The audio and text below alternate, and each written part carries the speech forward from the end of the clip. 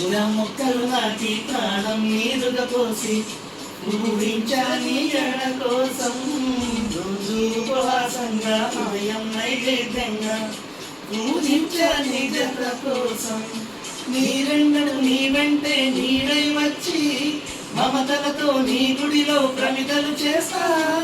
ఊపిరితో నీ రూపం అభిషేకించి ఆశలతో నీ వలపు హారతులిస్తా నిన్నాడు అనుకోలేదే నిన్నే ప్రేమిస్తానని ఒక దేవత వెలసింది నా కోసమే ఈ ముంగిట నిలిచింది మధుమాసమే సంధ్యాకాంతుల్లో నా శ్రావణిలా